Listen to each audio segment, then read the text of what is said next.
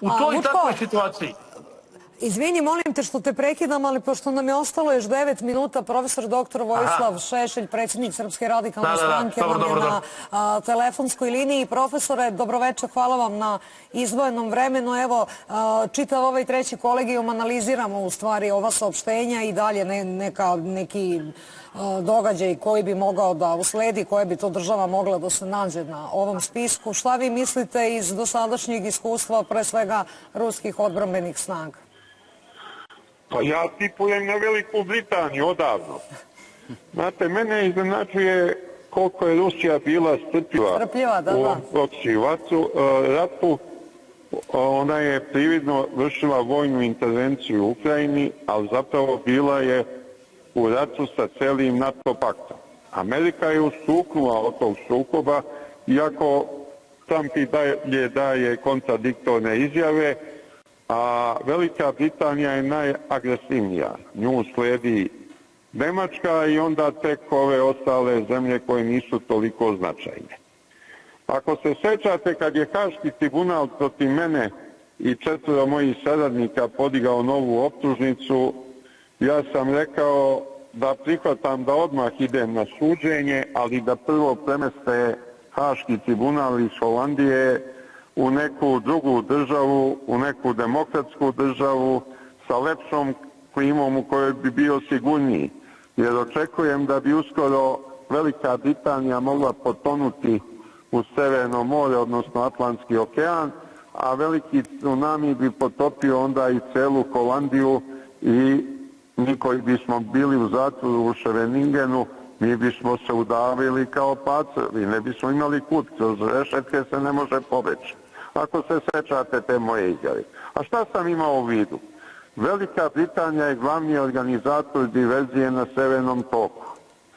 Velika Britanija je glavni organizator potapanja raketne krstarice Moskva.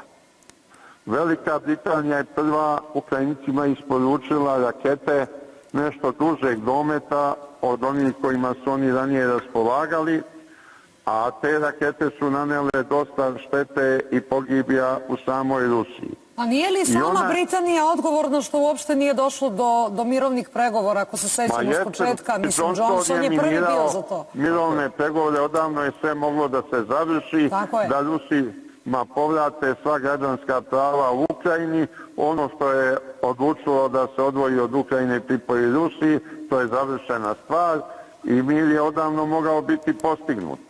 Ali Boris Johnson je došao u Kijev i rekao: ratujte, mi vas nećemo ostaviti na cedilu, mi ćemo vas pomagati do kraja. A šta znači taj kraj? Do posljednjeg Ukrajinca.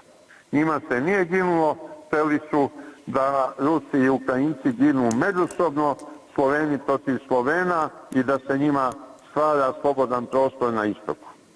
Dakle, najperfidnija, najpoganija, najpokvareniju je uloga Velike Britanije u svemu ovome.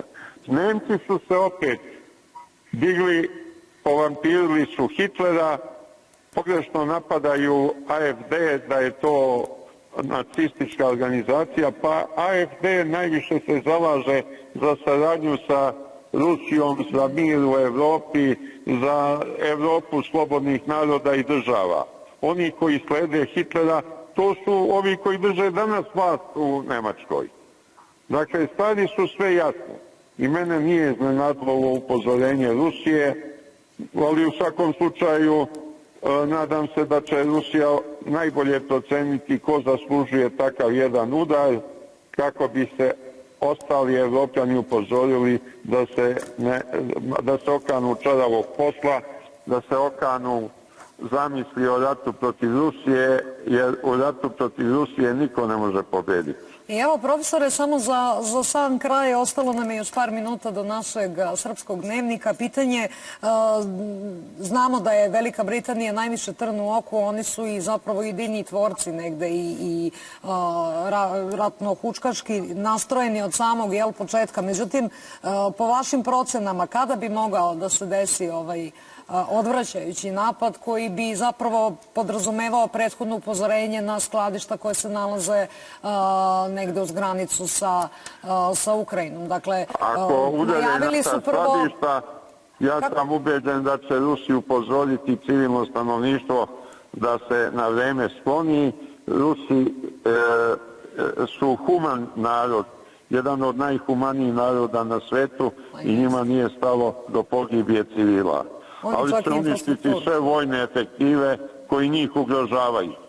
Imaju ove baze koje se nalaze na zapadu Ukrajine, prepune su naoružanja i vojne opreme, imaju baze u Poljskoj, imaju baze u ovim malim baltičkim državicama koje su odavno izgubile pravo na postojanje. Dakle, to može biti prvi udar na neku bazu, ali ne bi me iznenadio i jedan efektivan udar na Veliku Britaniju, jer Veliku Britaniju nema ko da brani. Amerikanci neće žrtvovati sebe da bi spašavali Veliku Britaniju. Odnosno, kad Velika Britanija doživi takav veliki udar, nema šta da se spašava. Mogu samo da se podmeću neke druge države, ajde udrite i po nama. Ne, ali to će značajno da ih uspori sve protiv Rusije. Molim? To će značajno da ih uspori sve u daljem udaru i zapravo tim paketima pomoći. Da se ne igraju više. Jer taj novi svetski rat može značiti uništenje čovečanstva vrlo lako. A ja se pozivam na još neku izjavu koju je dao svojevremeno, mislim, Medvedev. A šta će nam svet ako u njemu nema Rusije? Ja se potpuno slažem s tim. Šta će i nama Srbima svet ako u njemu nema Rusije? Ko će nas onda zaštititi od tih belosvetskih ala i jaždaja koje bi nas progutale u te noge? Vidjet ćemo, profesore, šta će se dešavati, ali u svakom slučaju situacija nikad napetija od kad je i krenula specijalna vojna operacija. Ovo je sada jedno od saopštenja koje definitivno može da predstavlja i dalju eskalaciju u Evropi. Pa moguće je i buđenje svesti evropskih naroda, izlazak na ulice. U Evropi se nijednom narodu ne vodi rat. Ne ratuje mu se. Naravno, to smo videli po nasilnoj mobilizaciji u Ukrajini, tačno. Pa samo ovi ludaci koji su preuzeli vlast u mnogim državama, oni bi da ratuju. Oni se junače, a nema ni jednog sposobnog za vojnu obavezu. Istina.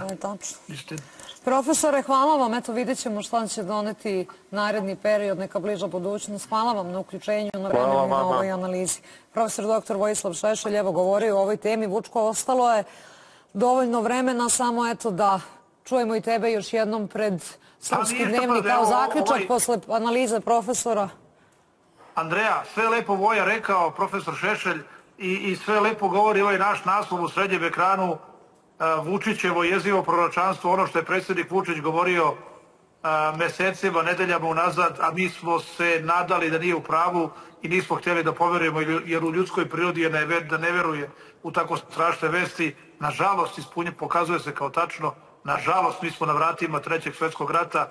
Ovo saopštenje Rusa, ovo jeste najava u iznudici, moram da kažem. Ne pravdam nikoga, ali prosto razumem zašto su Rusi ovo saopštili i zašto ovako deluju, jer vidite, neko ih iz NATO zemalja uništava. Oni kažu, uzvratit će. Šta će biti sa svima nama? To je pitanje svih pitanja. To je pitanje od $1 milion. Na to pitanje niko nema odgovora. Ne znamo šta će biti. Neka me Bogu pomoći. Vučko, 21 čas okruglo. Hvala i tebi na ovom razgovoru. Drage kolege, evo kraj trećeg kolegijuma. U nastavku, dragi narode, počinje Srpski dnevnik. Kao što ste i navikli, obaramo sve rekorde gledanosti. Moja koleginica Emilija Savić i čitav tim koji stoji iza realizacije ovog informativnog sadržaja. Ostanite uz nas.